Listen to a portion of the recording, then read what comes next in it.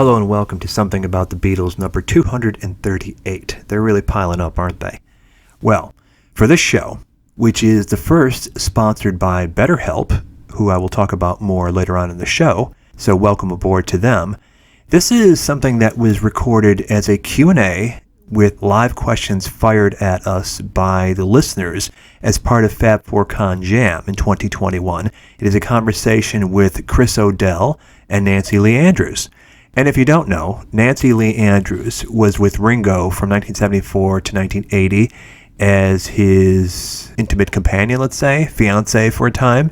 And Chris O'Dell was right in the middle of Apple, having been recruited personally by Derek Taylor when he knew her on the West Coast. Both ladies witnessed a ton, have great friendships with a lot of the key players in Beatle world, including the ex-Beatles themselves, as well as are authors of terrific books. Chris O'Dell's book was titled, naturally, Miss O'Dell, Hard Days and Long Nights with the Beatles, the Stones, Bob Dylan, and Eric Clapton.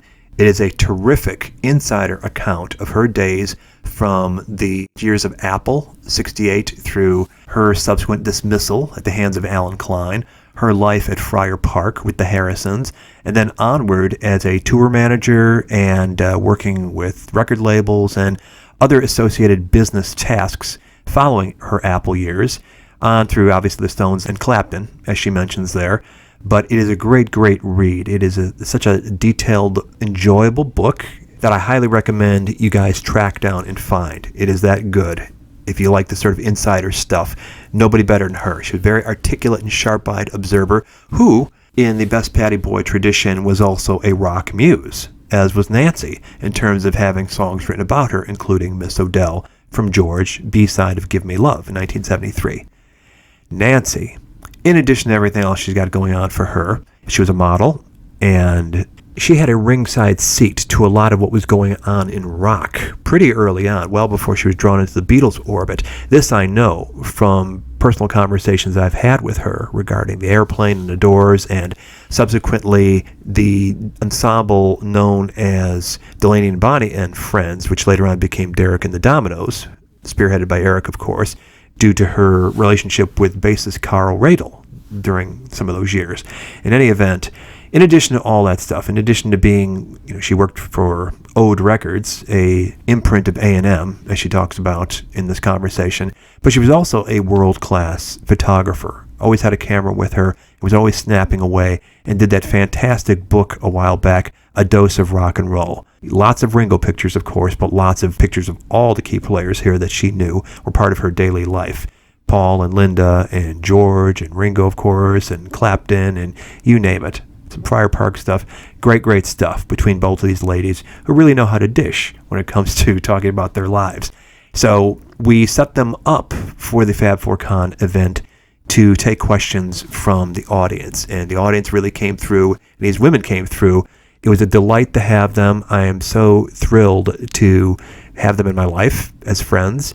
And regarding Fab4Con, there's definitely some unfinished business, but with the bringing aboard of a sponsor and other things that are coming my way, the pieces are all coming together. So we will take care of that unfinished business going forward, as well as start planning the next one. But in any event, this was the conversation. It was a terrific one. Welcome aboard to BetterHelp, and onward and upward. Something that intrigued a lot of people when the Beatles were performing on the roof, why Linda McCartney and Pattie Boyd weren't there. And you immediately texted Pattie to get an answer out of her and reported it to the rest of us, which people were saying it gave them chills. It was just so cool that you were able to pull that off.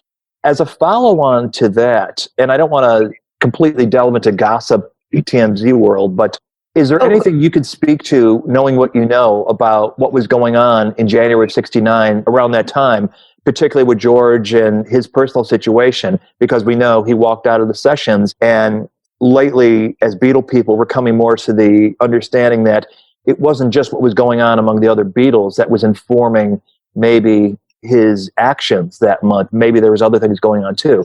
Is there anything you could speak to about that? Well, this was before I went to live with them. I knew a lot more about them when I went to live with them. Mm-hmm. But, I mean, I knew George actually better than Pattie at that time. I didn't really know Pattie. And when George had me said, did I want to live at Friar Park? I assumed Patty knew I was coming, and I only found out sometime later that I walked in the door and she's like, oh my God, he's brought another woman home.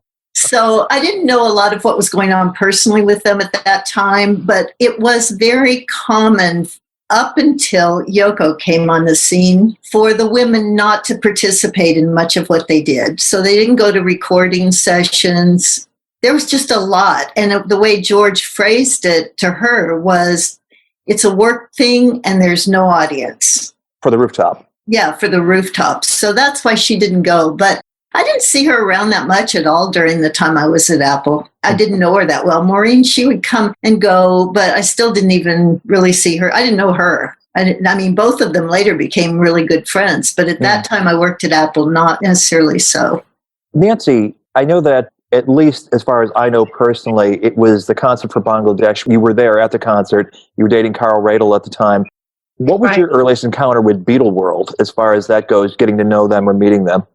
It was very limited. The only time I was around John or George was when Carl would play a track. Like the All Things Must Pass sessions? All Things Must Pass. And that's when I met Patty on the All Things Must Pass and went up there and had dinner up at their house. We were renting a house up in Beverly Hills. Maybe you remember it, Chris? Mm-hmm. The house up there. And then on the John Lennon album, the rock and roll album, Carl played on a track or two there, and that's when I met John. So I was in the recording studio, and it was through Carl that I met John and George. And then, of course, we started to hang out a bit. Yeah, the rock and roll album was cut when he was separated from Yoko. It was pretty much based on the West Coast at that time. First working with Spector, and then eventually not. Right. Those are some crazy recording days. And, well, Chris remembers some of those sessions. They were just the most creative parties that I'd ever been to in my life. Chris, you were around for the rock and roll sessions, were you? You know, All Things Must Pass. He didn't do most of that in L.A., did he? No, it was all in England. L.A. Yeah, all of it in England, but he did some sweetening here. Yeah, he did sweetening, definitely. He did the sweetening here in L.A. And then he was on the A&M lot with Dark Horse. So he started spending a lot of time. I guess that was during his breakup with Patty when he started Dark Horse. Right, 74.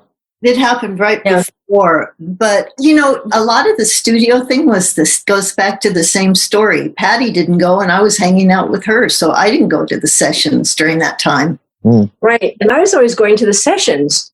I know, because you weren't with Patty. Yeah, I was with Patty, and I was with Carl, and I would bring my crocheting and a lot of needlepoint. I mean, that sounds crazy for the 70s. And also I was embroidering people's jeans.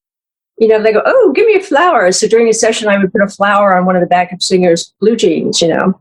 You just made me think of what would be a good confluence between you two, potentially, is 1970 All Things Must Pass sessions. I'm not sure how long you were living at Friar Park, Chris, but it was end of May that those sessions started for All Things Must Pass. And Carl is part of the ensemble that George has put together for the making of that album. Straight after the basic tracks are done for All Things Must Pass is when the Derek and the Dominoes project starts to come together, the Layla album. And I was wondering if either one of you has any kind of insights about, here is this record dedicated to Eric's then unrequited love for George's wife. And what was going on there? Was that something you were all kind of like knowledgeable about? Oh my God, he's doing this. It was actually awful. Oh, yeah? To know the truth. I was helping out Derek and the Dominoes at that time, and was at the flat that they rented in London. And so I actually had to witness a lot of it. It was not comfortable for me. I don't think it was comfortable for anyone. I mean, George and Patty were like brother and sister to me, so it was really hard for me to make that adjustment. So it was a very awkward time. Actually, I think George probably had a lot more grace than anybody did around that time. Did you know Eric very well? I knew Eric. Yeah, I met Eric through George before that. Right, the night actually I was moving to Friar Park, and I lived there for probably around 6 months, I think. It seemed longer. I don't remember anymore. But yeah, I knew Eric, and I liked Eric. I thought he was great. Did you know him, Nance? I was around him a lot because of Carl. Oh, yeah. being the bass player in Derek and the Dominoes, Carl and I finally started living with each other not long after they finished Derek and the Dominoes. And he played me the tracks, and I said, my God, I said, this is amazing. He said, well, they're really love letters. And I said, oh, I wish a man would write a love letter like that to me. And I said, who are they to? And he said, well, I can't tell you. I said, we're living together. What are you talking about? You can't. He said, well, it's still very hush-hush, and it's an affair that can't be talked about. I said, I'm in Tulsa, Oklahoma. Who am I going to tell? Because he had gone to me, in Tulsa. And he said, well, Eric is in love with Patty Harrison. And I went, oh, wow. I said, well, that's epic. And he said, yeah. The cover of Layla, Eric had taken Carl with him to go and look at the artwork, that artist's artwork in England. And Carl has, I still have them, all these 35 millimeter slides of the artist's studio. And if you really look at that piece of artwork, you could see Patty, can't you? I mean, it's like this beautiful, romantic, sort of Modigliani, sort of romanticized version of a beautiful blonde-haired woman. And Carl said, yeah. I said, well, what's going to happen? He goes, I don't know. Nobody knows. Nobody knows. It's like he didn't know. And I don't think he really did. The only people that knew, I think, were Patty and Eric and George. Well, not quite. All of the Dominoes knew. Everybody around the house knew because they would meet there, their rendezvous spots. So actually, Patty has that painting in her living room, which is great. Yeah. My God. I think she told me she does. When you're in Friar Park and you would walk up the stairs, on the first landing was that amazing Renaissance painting of a knight resting in the arms of his love, and she's holding the sword. I don't remember that. She's keeping vigil. Last time I saw Patty, I asked her, I said, Patty, what happened to that painting? Because when I went to Friar Park, it was an astounding love tribute to a woman who was keeping vigil while her knight was resting in her arms. And she said, I have it. Oh, really? Yeah, she said, I have it. And it was huge. It was like one of these 9 by 7 feet type of things that you need quite a wall to put it on. Email her about that. You have the knight in the lady's arms. It was one of the most romantic, most beautiful Renaissance paintings. I don't know if it was Renaissance. It might have been like 1840s, that type of beautiful articulation. So Nancy, a minute ago you said your reaction to hearing Layla was, I wish somebody write a song like that about me. And eventually you did get your song from Paul, recorded by Ringo, of course. Yeah. Yeah. Yeah. Not quite a Layla. But no, it wasn't an album. Yeah. It was a wonderful, wonderful little song. I'm saying little. It was written by a Beatle. It was a wonderful song written by Paul. And we were in the studio with him and Linda while they were recording it. And it's lovely. It's like, is she everything they say she is? Yes, pure gold. Oh, the Rotogravure album. You know all the answers, Robert. A few. But you guys were there. This is your lives. I'm just the guy looking through the keyhole, as it were. Speaking of songs dedicated to you, shall we go there? Let's go to Miss Chris. Let's go to Miss Chris's plethora of love songs. 3. So we can go chronologically. Chronologically, Pisces Apple Lady was first, that Leon did. And then he wrote Hummingbird, which B.B. King recorded, probably most known. And he did, of course. Leon wrote that? Leon wrote that too, yeah. Okay. Was this the same album he did that had Beware of Darkness on it?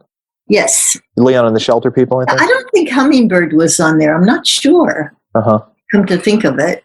Okay, but we're talking roughly 70, 71, that period. Yeah, well, it all happened during that period of time. I think Hummingbird was on the first album entitled Leon Russell. Well, it was during that time that he wrote it, and he was still recording. So, yeah, probably. Yeah, in between Mad Dogs and him going solo. Right. And what did you think about that when you first heard that? Which one? Hummingbird? The one that Apple Pisces Lady. Pisces Apple Lady. Oh, I couldn't believe it because I went to the studio. I'd already kind of ditched him a few times. And so this was him pursuing you? This was him pursuing me. And he said he wrote it so that one day I would hear it and know how he felt. But I happened to go in the studio because he told me he was leaving, and I felt so guilty. I thought, okay, I'm going to go in the studio and at least say goodbye. And while I was sitting there, they were recording it. So I kind of sat there and I heard the name and I thought, well, that's weird. That sort of fits. And then Denny Cordell asked Glenn Johns, what's the name of it? And then he said Pisces Apple Lady. And I went, dadgum, okay. Life changed. Uh-huh. Because you are a Pisces. I am a Pisces. I worked at Apple. March 1st? March 2nd. 2nd, okay. Yeah. That's amazing. And then, of course, as your book was titled, Miss Odell, that was a song that George wrote.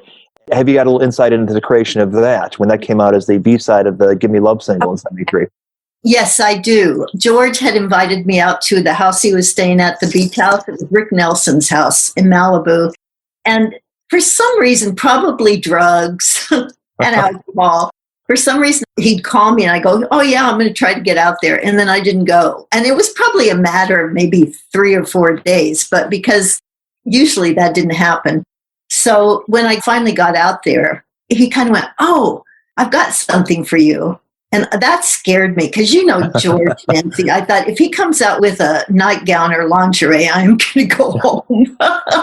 He was a rascal. Or room key. So he actually played it on the guitar. And I was like stupid. You know, I think I said to him, oh, it makes me sound like a switchboard operator. Go figure. Wow. And then on the way home, I went, oh my God, this is kind of cool. And then he told me that he was going to put it on the B side. And I said, why not the A side? And he said, Capitol wanted him to put it on the A side because they felt it was good for his image. Yes. Do you know anything about the recording and why it was issued? Because there's a clean take of it that's straightforward, but there's the one that everybody knows, which is him cracking up repeatedly through it. And at the very end, he gives out Paul McCartney's phone number. If you really listen, you'll hear him talk about the rice rolling up upon the shore or something like that. He got the words confused, literally. Uh-huh. And he started laughing, and I guess he just didn't quit. Oh, okay. Yeah. It's great. And you're right. It's something that when he's got this very solemn, pious image publicly, putting out something silly like that would have totally changed the impression for sure. So we've got a bunch of questions coming in here. Ken is asking, why did Chris live at Friar Park? Same question Patty had. Actually, I had just come back to London after being in LA with Leon, and I was getting settled. I really didn't have a place at that point, and George just called me up. Alan Klein didn't want to bring me back to Apple, so Neil Aspinall was trying to protect me. And George called me up. I was at Doris Troy's house, and he said, would you like to come and live at my house and help me out there? I've got it too. My dog will start barking. And, I was like, well, I don't know. Is Neil going to be upset? And he said, no, it's okay. I've talked to him. So I went to the studio and met him and Kevin, who were yesterday. And they drove me to Friar Park. And I just stayed there. And all I did there, you know what it was? That it was so big. Mm-hmm. They just needed people around. They had no heating. Right. Kevin has described that too. Right. They had little heaters, electric heaters in every room. But you had to sit. I laid right on top of mine the first night. It was so cold. Wow. He moved in March, I believe, 1970. So this was some point pretty early on. Yes. Yeah. Wow. Yeah, they hadn't been there that long. Joe wants to know if you were living there the same time as Bobby Whitlock. No. Okay. No. I knew him from the Dominoes. In fact, we're still friends today, but no, we didn't live there at the same time. Were you still working for Apple when you were living there? I was still working for Apple. I got my paycheck through Apple, but it really saved my job there for probably another period of time, because once I went back to Apple, they fired me. And that was Klein's doing, right? Yeah, George called me up. I was sitting with Richard DeLello in the press office, and George called me and said, I just want you to know you're going to get fired, but this is for the best.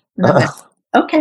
And it took them a whole month to actually do it. I would call up and go, do you need to see me? Do you want to see me? Wow.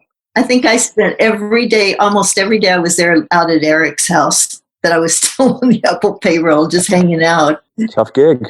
Somebody is asking, Chris, did you know Francie Schwartz during her brief time at Apple? I did. In fact, I lived in her flat on the King's Road once we met, and I'd just been there, and she was living at Paul's. So I went over, I hung out with her. 2 Americans So I hung out at Paul's house with her quite a lot. I know her pretty well. You Yeah. guys stay in touch? No, haven't stayed in touch. In fact, I went to Ireland to get my work permit sorted out. When I came back, she was gone. Oh. Yeah. Have you ever read her book? I have not. Okay. It's called Body Count, and it was published by Straight Arrow Books, it's Rolling Stone, Jan Wenner, in the early 70s. And I think it was still during the period where he was very much John Lennon's guy, often at the expense of Paul. So it's a very unflattering book toward Paul, particularly the chapter where she describes their life together, their dating period there. It's not typically recommended by many people, and it's very expensive if you can find a copy. You know, I went over there one day to Paul's house, and she wasn't in the room, and he said, "How do I get rid of her?" I'm like, well, call her. Men are such chickens, aren't they? They give the ones to say, it's over. I'm leaving. You're leaving. It's over. You know, they have to push a woman into hysterics to press the button. Not you, Robert. Oh, no. Wasn't it Phil Collins that got rid of a wife by fax? You ever hear that story? No. Uh-huh. Well, Yeah. which wife? I think number 2. Would that be Jill? Maybe. I'm not sure of the names. Yeah. Somebody is asking what you know about May Pang. I know Nancy, you knew her quite well. Chris, I'm not so sure. What can you tell us about how you connected and how that all played out? Well, I met May through John. John came to LA. He'd had his sort of sabbatical from Yoko, and May was taking care of everything for him. And that's when we met May. May was sort of the go-to girl, everything girl for setting up studio appointments, setting up places to live, how to take care of John. That's when I met May. That was like in 74. That was when they connected you, right? That was May and John's doing in May of 74. Yes, that was before I got together with Richard. That was Ringo, Richie. I was working for Lou Adler, trying to get my footing in LA of who's who at the zoo.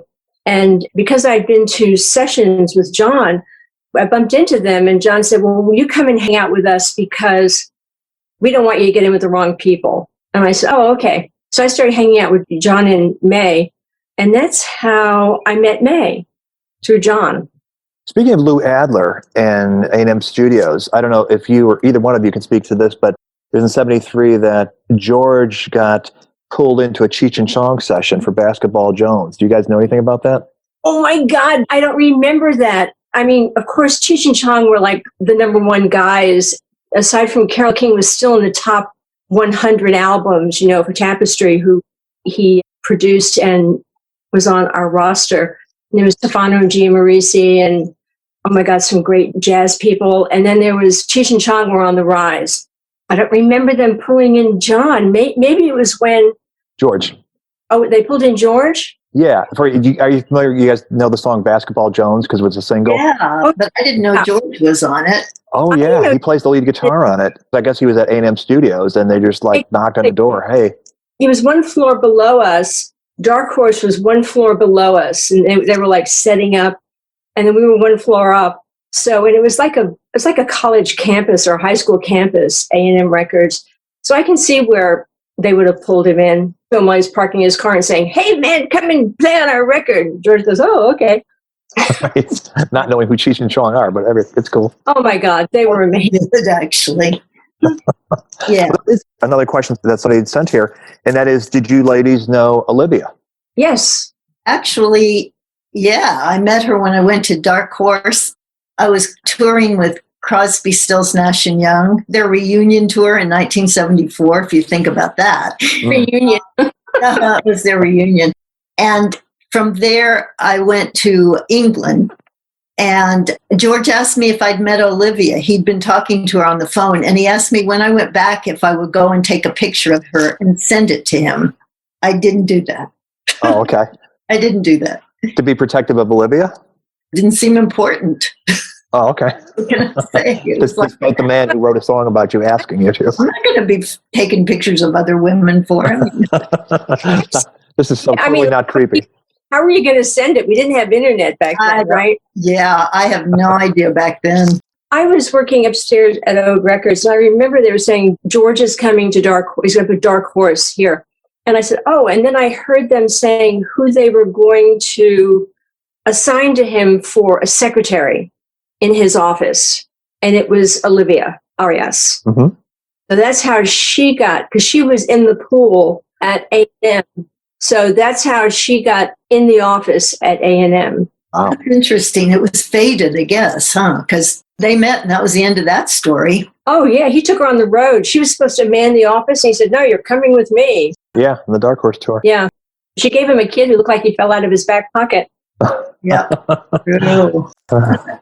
So we're getting questions about Friar Park. I'm sure both of you can address this. A couple of people are asking if Mel Evans hung out there much.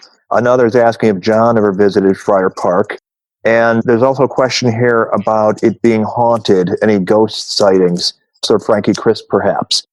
Well, yes, Mal would be there. He was there a lot, especially because the period of time I lived there was when Paul quit the band. Mm-hmm. So Mal was out a lot during that period of time. George didn't have his studio going so much then. Are you saying that like they were connected, Mal being there when Paul quit? Well, I think he was there that day, if I remember correctly. Okay. I think he came out that day. Do you have any impressions of that day? Yeah, I definitely do. I woke up and came downstairs and Patty got me in the kitchen and said, something terrible's happened.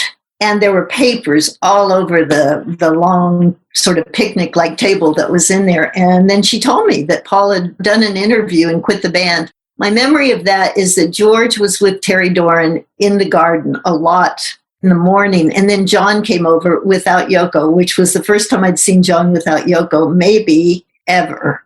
Wow. Since I'd been there. So it was a pretty heavy-duty day. Wow. And do you remember the demeanor of John and George? Were they seeming upset or matter of fact?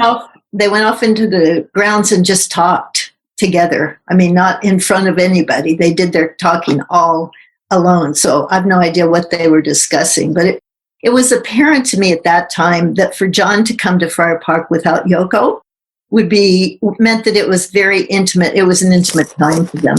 Wow. Had you ever been to Titanhurst? Yes. Yes, I was at Titanhurst too. Okay. Were they very close by? It's hard to keep all those houses together, you know.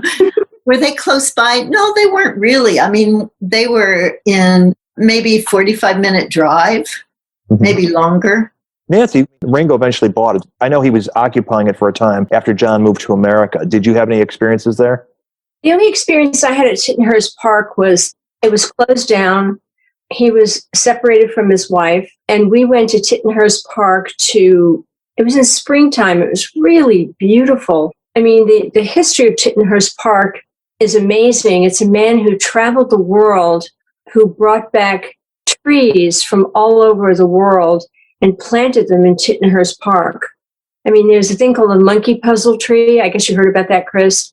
The monkey puzzle tree, which can only be found in the South Pacific. There were 2 or 3 of them there, 4 of them there. Wow. And it was a tree park that was created in love by this man who started Titanhurst Park.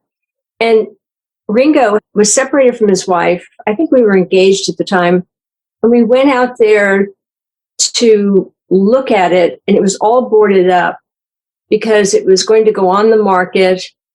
And there was a whole bunch of legal hullabaloo about it. But it was magnificent. The grounds, it was 80 acres of this tree park. And we drove around in this Range Rover that belonged to the groundskeeper.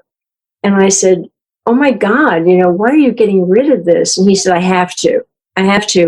And with a park like that, a person back in the 1850s or 60s, they had like their own little village. There was like a little street of where everybody who worked on the property lived, from the cook to the groundskeeper to the blah, blah, blah. And then there was a gatehouse. And I said, well, let's just keep the gatehouse, because the gatehouse was magnificent. Mm-hmm. It's like a 3-bedroom magnificent thing just off the road structure. But yeah, I had been to Titanhurst, but I never went inside. I'd only walked around it and mainly through the grounds. Interesting. Can either one of you speak to, going back to Friar Park, any sort of sense of it being haunted? Absolutely. No doubt.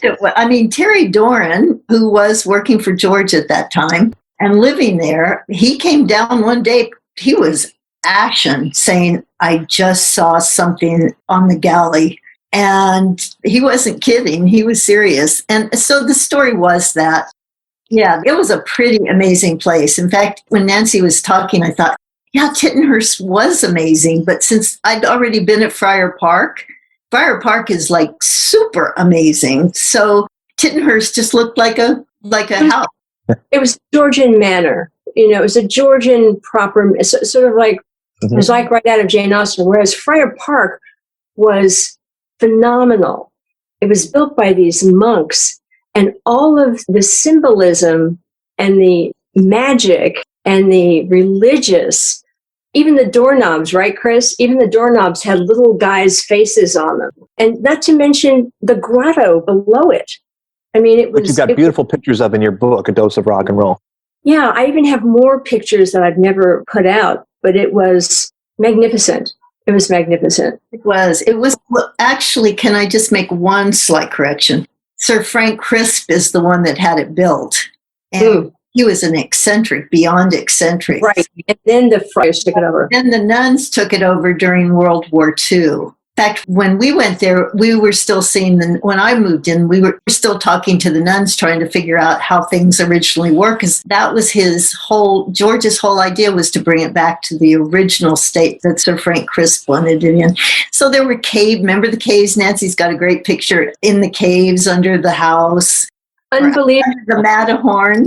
The Matterhorn, you would get into these stalagmite caves and get on a boat, like a 4 or 5 passenger boat, and just push your way out, and you would go through and come out onto the lake. Just magical. Have you ever seen the video he did for the Cole Porter song True Love from the 33 and Third album? Oh, he did that with Ringo and Barbara too, didn't he? I think that was Paul with Broad Street. I'm talking about George, and he's wearing a boater, and there's a little scene in that clip where it's like he's coming out of a tunnel of love in a little boat. I'm just wondering if that was what you're describing at Friar Park. Yeah, definitely. Exactly what it would have been. An exit out of the caves. Yeah, okay. The problem was, if you lived there long enough, you became very weird. What are you saying about Danny and Olivia? It's like, my God, the first time I left there, it was like, oh my God, who are all these weird, normal people? Because we had gotten so used to living in that fairy tale kind of place. You know what I mean, Nancy? It was like... I do. It was a magnificence of a bygone era, and it was almost like, somewhere in time where once you're there for a period of time. I was just there for an evening and a dinner and an afternoon, and by the time we left there, and they said, oh, spend the night. And we said, no, we're going to get back in the car and drive into London, which was a good ways away on those country roads. It was like, we're driving back. I don't even remember the drive back to the Savoy Plaza, whatever hell we were saying.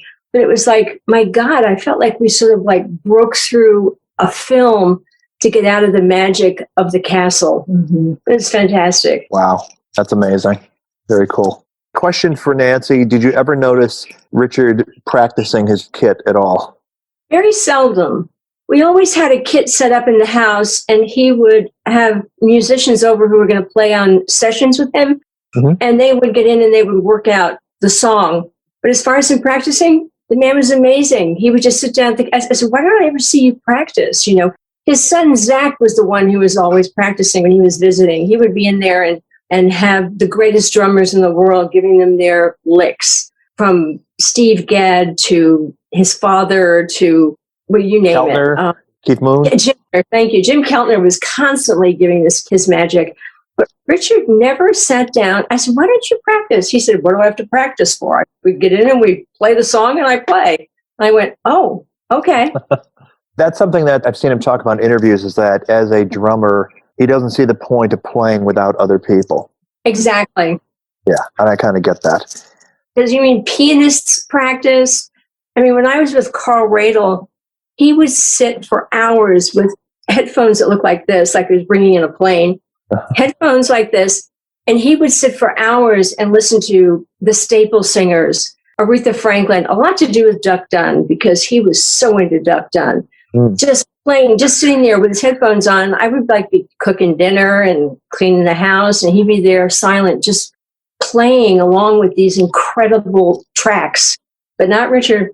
Well, it's interesting. I could see it as a pianist or a guitarist because that is a soloist instrument. You could play just that. Yeah. And drums is in support of everything else. So maybe you don't want to go off on your own because it just feels so naked, It's kind of like they jump on the train that's already moving. There you go. Speaking of making music, we have a question here from Orion.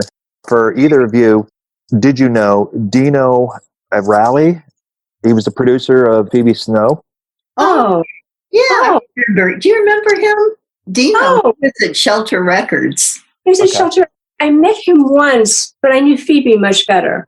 Yeah, I remember him. Go, Chris. Well, I don't know what to say other than I met him at Shelter more than a couple times, and he was a really nice guy, and he produced Phoebe, and that's about all I can tell you. Okay. To either of you, being in the proximity that you were, was there any discussion you were aware of with George or Ringo about the Beatles getting back together at any point when you were around them? You go, Nance. Well, when we were together, like every week, there was an offer on the table, and the boys would get together on phone calls. They're offering us a huge amount of money to play Shea Stadium. Oh, they're offering us a huge amount of money to play some sort of stadium to get together to one last concert. But none of it ever stuck. Because at that time, in the early 70s, Paul was doing his thing. George was doing his thing. John was definitely doing his thing. And Richard was doing his thing. So it was like for them all to get together and mesh and do it, none of what was coming in was enough to make them say, yeah, let's do it. You're talking about the offers weren't enough, or they just weren't feeling it at that particular moment because of what they had right in front of them? And I don't think the timing was right. Ringo was like into the stratosphere, as Chris knows, first out of the gate before John or Paul or George. With the Ringo album, he was the first out of the gate. So his trajectory was really fast and hard. And Chris should know because she took care of us for a lot of it, as far as getting us from point A to point B. And Paul was wings across America. John was producing so much. It was like that Lost Weekend, which is a bunch of baloney. It was probably his most creative time of his life to produce and to give to others before he did Double Fantasy, which is one of my favorite albums in the world. You are yeah, you're right about that. Yeah. Interesting. Plus, he was also clean during most of that period of time. He wasn't doing drugs or drinking during the time he was doing Harry Nilsson's album. Yes. No. The only one that was together. Everybody else in the house was not together. I know. Every time I went to a John session, he was the one who was in control and he was not doing the naughty things. And he was hurting the rest of the cattle. It's true. And you have the results to show for it, given that period of productivity where he does an entire album of original material that has a #1 hit single and goes to #1, producing Harry, working with Ringo, doing 2 #1 hits, one with Elton John, one with David Bowie during that time. Yeah, just amazing stuff. But it seems like in a lot of people's minds, as well as John describing it afterward, that night at the Troubadour, he's using it as like the defining experience when he's drunk with Harry on Brandy Alexander's and gets tossed out, as if that represented the entire period. And May Pang would tell you different, and so do you. Yeah, I was there the night at the Troubadour, and Harry was drunk on Brandy Alexander's. John was like trying to control the situation. Harry was the one heckling the Smothers Brothers, and John excused himself and went to the phone booth at the Troubadour and had like this 45-minute phone call with his wife, Yoko, at the phone booth at the Troubadour. And he came back and he goes, "Mother." And I said, "What's going on?" And he said, "Let's leave." But before he left, he went into the ladies' room and put 25 cents in and got a Kotex and put it on his head. So whatever the conversation was between him and Yoko, it was like, not only women bleed, right? And he walked out of the Troubadour, and May and I were like, "What's he doing?" Because he knew he was so brilliant, as you know, Chris. He was so brilliant. He knew the photographers would get that, and it would be a private message to his wife. It was amazing. It was like, oh my God, I just went the other way and got in my little car and left.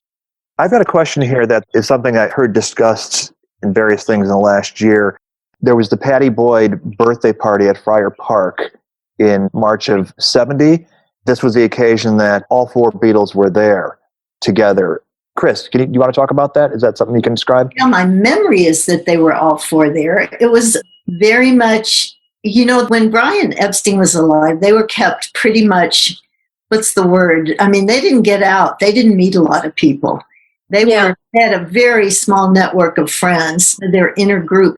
That's what that party was. It was Apple people, not Apple employees, but, Neil and Peter Asher and everything. And it was Pattie's idea because she loves a party. And George wasn't that hot on it. But, the first thing that we did is they took them down into the caves, which freaked a few people out. It could be a freaky place. Well, somebody got really freaked out. She started freaking out. But anyway, so it was just a very casual night in the big room in front of the fireplace. There wasn't much furniture there. So a lot of people were sitting on the floor. But it's probably the most intimate group that I had imagined before I knew them. So this being then when they moved to Friar Park in 70 and March was Pattie's birthday, in your recollection, Paul was there and presumably he was there with Linda as well. That's my recollection, yeah. Uh-huh. The questions come up for both of you, just your impressions of Linda. Were you particularly close to her? We got close because we're both from Tucson, or she lived in Tucson, there. Went to the U of A, and it's where she started photography. So the first night I met her was at the studio at James Taylor's session at Trident Studios. And we kind of connected because of Tucson. And then after that, she didn't really know anyone. So she would call me at Apple and say, do you want to go shopping? Do you want to do this?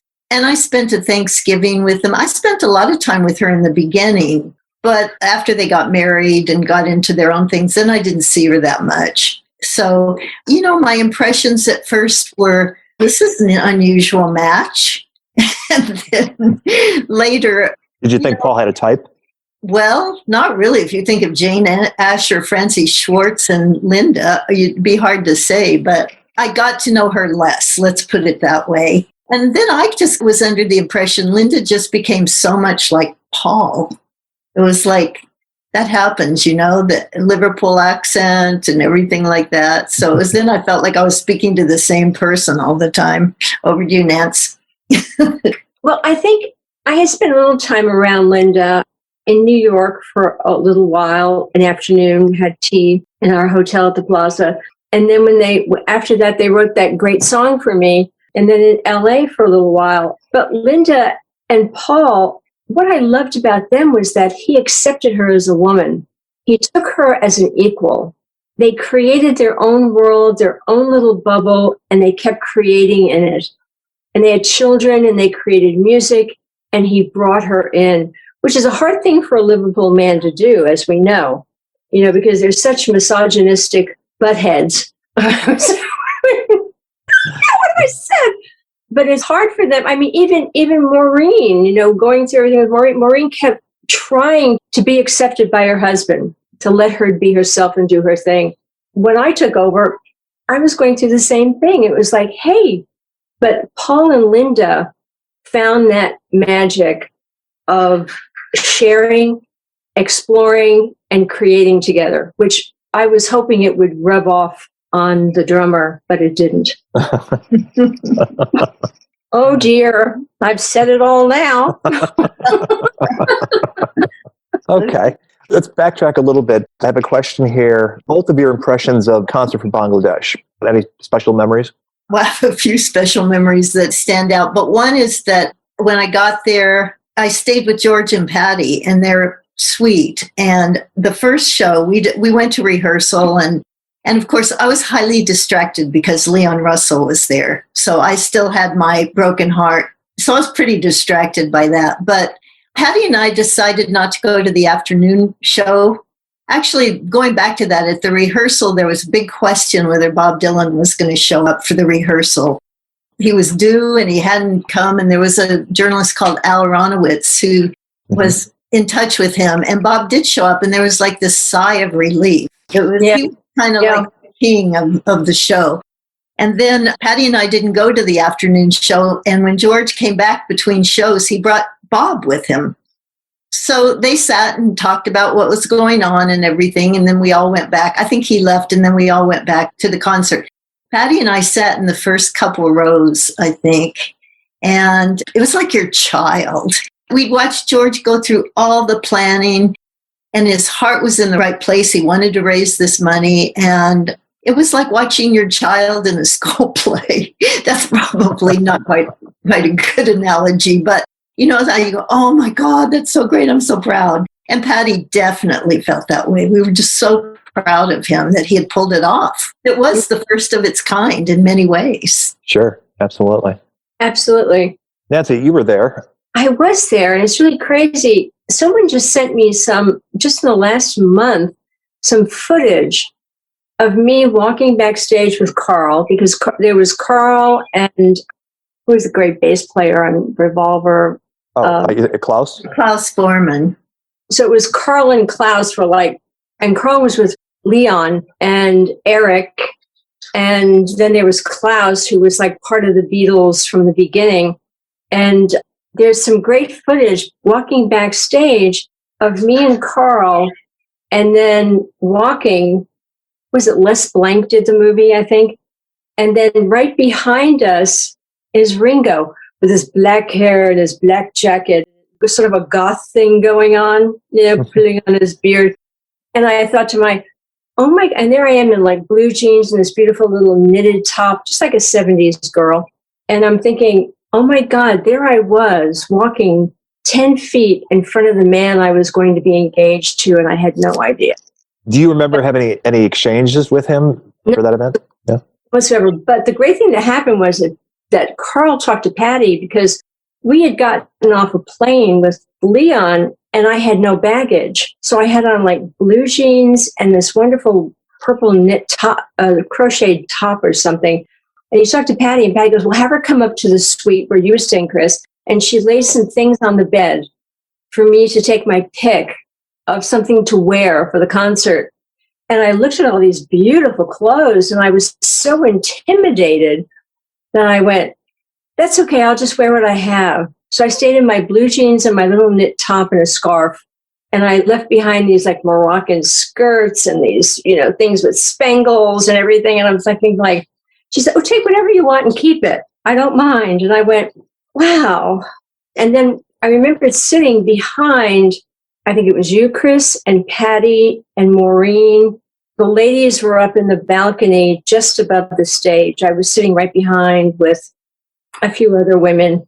And I was thinking like, God, these women are so glamorous. Oh, I wish I'd taken that Moroccan skirt and worn it. What an idiot. Chris, you might be aware of this, being as you were staying with Patty and George. Were you privy to any of the discussion going on, apparently up to the 11th hour, about whether John was going to participate or not?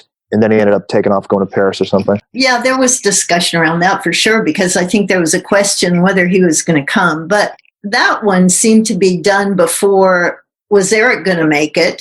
Mm-hmm. And how do we get drugs for him? And was Bob Dylan going to show up? So, I mean, there were a couple of those things going on. I think it was kind of a snub, actually, to tell you the truth. I think it was a snub to George that he left. I think he flew to Paris, but he left Yoko behind, which was pretty interesting. And Ray Connolly, the journalist who I guess was hanging with them, tells the story of Yoko saying to him, well, John left his clothes here, so take anything that fits. And he said, I got to be a Beatle for a day, walking around in John's clothes. So kind of interesting. It's funny you talk about the scoring heroine for Eric, because... Did I say that? No, you did not. Okay. May have read it somewhere in a book written by somebody. Robert, don't try and set her up. Okay. We had somebody on the show earlier today whose sister worked at ABCO and was very much a part of the setup of the concert for Bangladesh, and talked about being a gopher that day that he didn't want any part of. So it aligns with something I heard or read somewhere. No, it is absolutely a fact. They didn't know if he'd make it on the flight from London. That was the big problem, to get him from London to New York with no drugs and having it ready for him as soon as he got there. So he didn't have to withdraw. On the subject of Eric and Patty, we've got questions here about the celebration in 1979 when they did get married and they had the little all-star party. First of all, Nancy, were you there? And second of all, well, Ringo was. No. Well, there's a picture of Ringo and Paul and George taken there, so we know that Ringo was there. No, and there was. You mean the one in Tucson? No, the one at Eric's place. That wasn't the wedding. That was the reception. Yeah. Yeah. At what's this place called? I forgot it already. Hurtwood Edge. Oh yeah, Eric's place. Yeah, that was the party after a month or so after the tour ended. Right, because they got married while he was on the road, and then they had the party afterward. They got married in Tucson. I was a bridesmaid. Wow. But I wouldn't participate in the wedding because I was afraid Eric would give me a hard time. He wasn't very nice all the time. I was at the party at Hurtwood Edge. Good. That's what I was wondering. Party. Okay.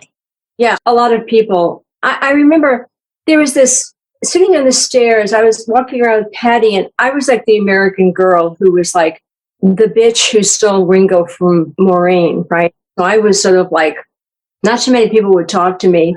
And I was in like, my little denim stuff and a denim golf hat and just like walking around having a white wine.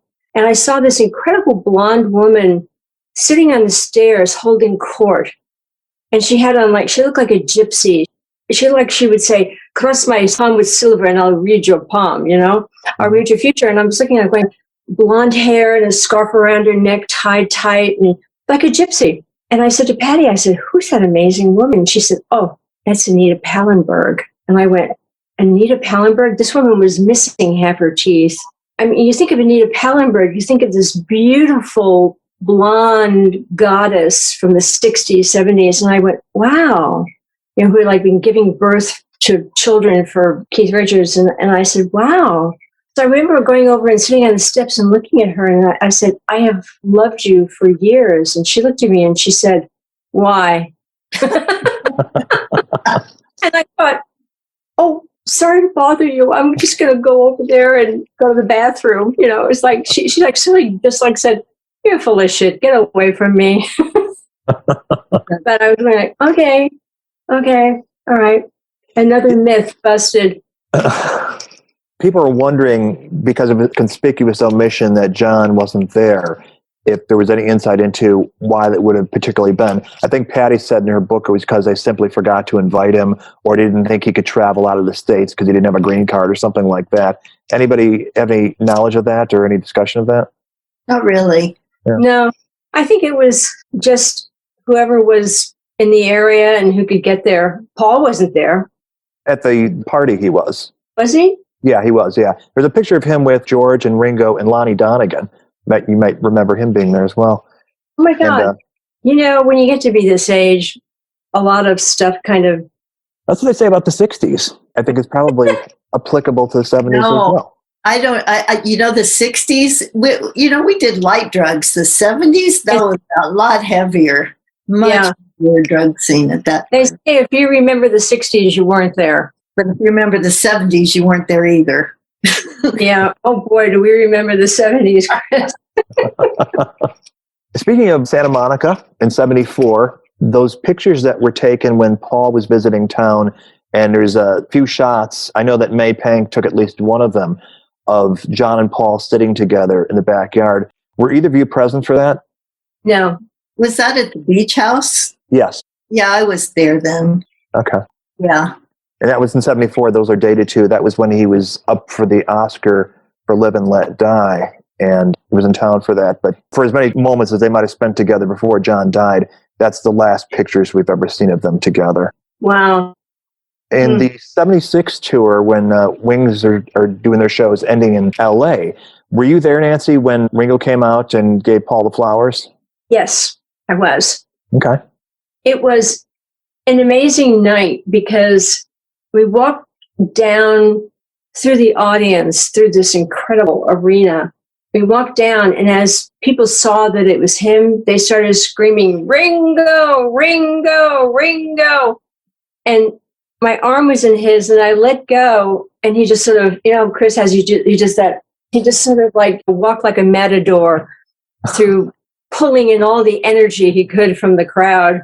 It was fun. That same year, were either of you at the last waltz? No. I was. Well, there's a whole chapter in my book on the last waltz because I sneaked in a Polaroid camera with about 20 packs of Polaroid film. Oh. And I was backstage taking pictures of everybody when no cameras were allowed. And people would say, "Give me that photograph." I'm like, "Okay, here you go." 8 out of every 10 I took, I kept. I think I got the only picture of Bob Dylan smiling in his life. Oh, wow. That was then at the last waltz? The last waltz. Wow, how cool. So we have a question here. How well did either of you get to know Yoko? I knew her through Apple mostly. I didn't know her that well. No, to me, she wasn't that easy to know. But Nancy probably had more interaction with her because of when you were with Ringo, right? I didn't have a lot of social interaction with her. I did. We were in New York, staying at the Plaza. Ringo was doing the album with Arif Mardin. And we were invited over for drinks or lunch or something over to the Dakota. And that's when I first met Yoko. And she was incredibly nice and almost like a Japanese courtesan. She was like so sweet. And that's when Sean was like 2 years old and he was like climbing around the kitchen and John was making bread. And it was all very family oriented and very wonderful. And then John said, "Well, we're going to walk outside and go to our favorite Chinese restaurant." But before we left, I noticed when I walked into everything was white carpet, white loose-side chairs with white fur seats, and everything was like white. I remember walking into the foyer into their apartment, and there was this, under plexiglass, was this mummy, an Egyptian mummy. And I was struck by how much it looked like Yoko, the mummy. And I went, "God, it looks like it." So we went inside and I said to John, "John, that mummy looks so much like Yoko." And he said, "Believe me, don't tell her, but they know how to deal with her in Egypt." So what happened was that he said, "Honey, why don't you bring out some of your Egyptian jewelry and show Nancy?" Because I love jewelry. So she brought out these black velvet trays, and here was the most amazing Egyptian jewelry that was probably should never have been taken out of Egypt.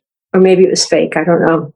The most amazing Egyptian jewelry. And we were like, Richard and I both, who, Chris, he loved jewelry.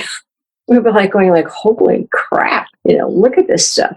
And then she said, "Oh yes, I have people in Egypt who find stuff for me."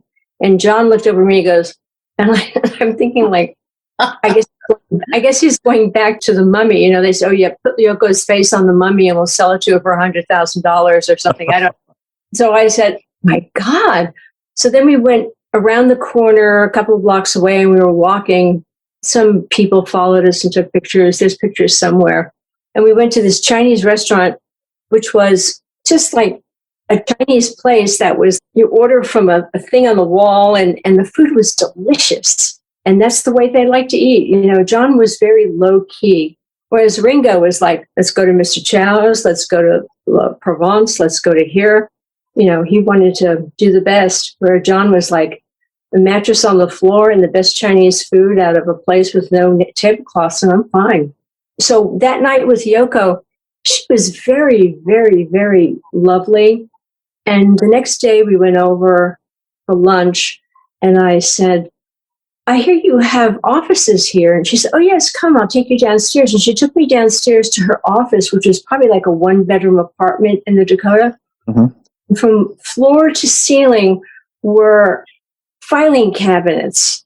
And I went, "What is this?" And she said, "Oh, I keep files on everybody." And I went, "Oh, okay." What does that mean? And she said, "I have your astrological chart in one of these files." And I went, "Oh, okay." She was an amazing person, very low key. She appeared to be like a kabuki girl, but at the end of it, she was like the head of the CIA. Getting back to that mummy, was it looking for its hand in the snow by chance? What? Don't worry. What are you Is that a comment by you or somebody out there? Derek Taylor. Have you had any Derek Taylor stories? Chris, take that one. You're the girl. Derek is difficult to explain because he was so original. I mean, when I first met him, we sat and had drinks and went back up to his house, and he was in LA at that time. He was just ready to go back to London to work for the Beatles. But of course, it was really interesting to sit with him. He would tell stories about the Beatles. And, I don't know how it was for everybody else, but for me, the Beatles were like so far out of our reality. They were only what we saw on TV and what we heard on music. But the idea of them being real humans was pretty hard to imagine because it had been built up. So anyway, he would tell stories about, he would say, oh, well, George this. And it was kind of like, wow, this is so normal for him. Anyway, we went back to his house and he pulled out a joint and he said, oh, this is from Hawaii. I think it was called Hawaiian Ice or something like that. Oh my God, I'd never had anything like that strong in my life. But he was having a ball. He was just so amazing to be around. And he introduced me to a lot of music and a lot of people. And I was his driver for a while because his family had gone back to England and he didn't drive, thank God. So I drove him everywhere. So during the time I drove him, I met a lot of people and I had a really good time. And then he called me after he got back and said, you should come to London to Apple while it's still new, right here at the beginning. And I said, yeah, sure. But I was living with a lady he introduced me to called Terry Garr, who at that time was a kind of struggling actress. Mm-hmm. And she said to me, you've got to go. She talked me into it. So I did. I think because Derek brought me into Apple is why I was trusted to stay there I was his friend. So he was my, certification? Your mentor. Yeah, he was my mentor around Apple. Deeply missed by many. Yes. Speaking of Apple, we have a question here. What might your favorite Apple LP be? That's interesting. Badfinger had a good one. Oh, several. Which one are you thinking of? I was thinking of... Straight Up? It had the majority of hits on it. Yeah, that would be Baby Blue and Day After Day. Yeah, yes, exactly. And then Doris Troy had an album that people hardly ever heard that was good. Mm-hmm. James Taylor. James Taylor is the one who came out of there, the biggest. Yeah, produced by Peter Asher. Mm-hmm. Billy Preston's was amazing. Speaking of the 74 Dark Horse Tour, did you have anything to do with the setting up or handling of that? I did all of the travel, and I went on as a tour manager. So I set up all of the logistics for it in terms of the band. Mm-hmm. And then there were three of us, Barry Imhoff, who was Bill Graham's partner, and Gary Schaffner, who was a guy I'd already... I think maybe that's when I met him, or I met him on Crosby, Stills, Nash & Young. We were kind of the team that they put together at Bill Graham Productions to tour. Mm-hmm. So we went out on that tour. That tour was amazing because we had all of the guys from India, all Ravi's band, and then all of George's band. It was such a nice tour. And we had 3 kitchens that traveled separately. Bill Graham actually came up with 3 portable kitchens because the Indians would only eat Indian food, and George, he liked Indian food. So everywhere we went, the food was actually cooked right there by the chefs in the place. It was a pretty amazing tour. I know that John had seen the tour in Nassau, and Paul saw it at Madison Square Garden, where him and Linda are wearing the disguises. I don't know about Ringo seeing the Dark Horse Tour. Is that something you could speak to, Nancy? I don't remember going to the Dark Horse Tour with Ringo. I really don't remember. Do you remember if he went, Chris? I remember John. I remember Paul. I don't remember us going to the Dark Horse Tour or Ringo going to it on his own. When was that tour? 73? 74. It was November, early December 74. November. You were together by then. I'm pretty sure you were. Oh, yeah. Good Night Vienna was just out. In the fall, November to December, he was back in England with the kids. For the holiday season? For the holiday season, and plus he could only stay here so many months out of the year, and he was like really on a streak for the Ringo album. Right. And when he went back in November, we'd gotten together, and then I was to find a house for us to live in when he came back after the New Year. So I think he was probably in England time. Okay. I think you're right. Any of you have any particular 70s memories or interactions with Mal Evans? Oh, Yeah. oh. 70s memories. I remember Mal from 68. The LA period, I guess, is what we're speaking to. Yeah, he was living up at George's house, the one they had that you came to, Nance. Yeah. Actually, I have a lot of memories of him up to the point of when he died. I remember Harry Nielsen sent the ashes to London or to England for them to get it, and it got lost in the mail. And they finally found his ashes. Oh my God. And Harry said they finally found it in the lost mail stuff. Oh Dead letter office? Yeah. Oh my God. You didn't know that?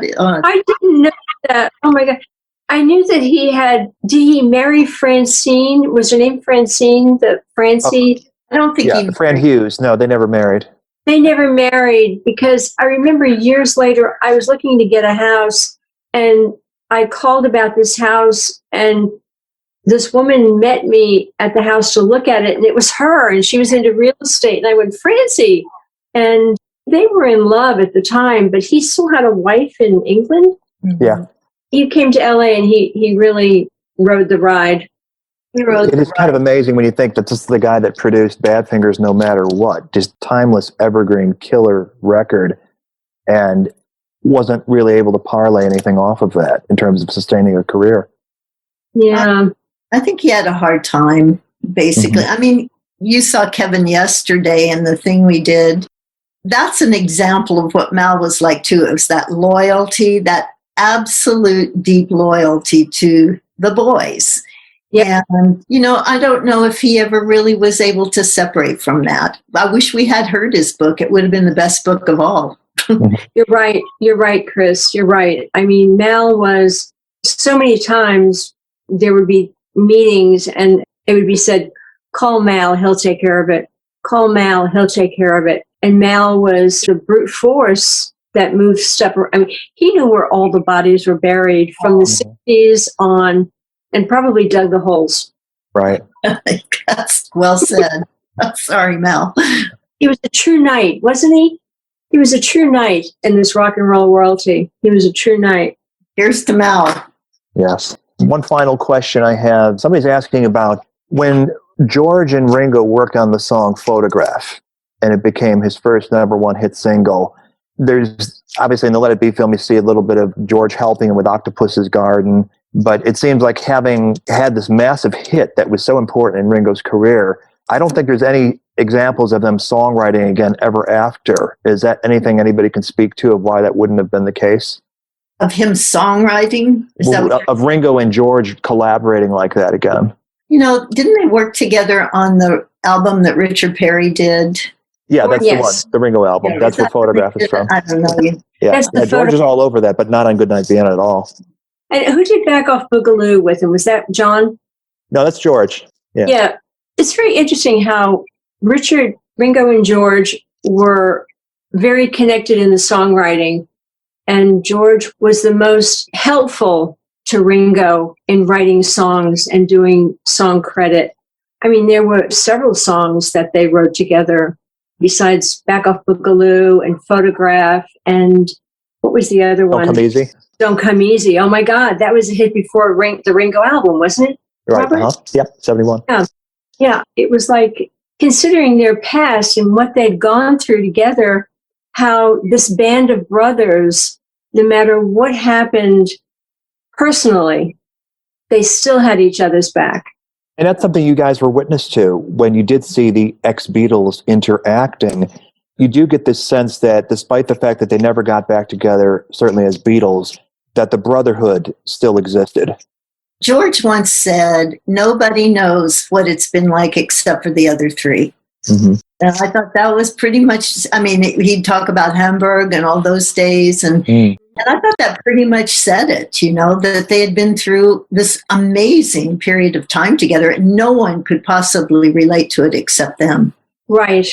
I always thought of Ringo as the glue. between the four of them. Because in those early 70s, I mean, granted, of all the four Beatles, Ringo broke out first. He came out like a shooting star, pardon the pun. And what was amazing was that if you look at his first two albums, the Ringo album, all four boys were together on the album, right, Robert? Yeah, not on the same track, but on the album. Exactly. All four of them contributed for their drummer. They all four contributed to make that album what it was. And then there was Goodnight Vienna, wrote the song of Goodnight Vienna.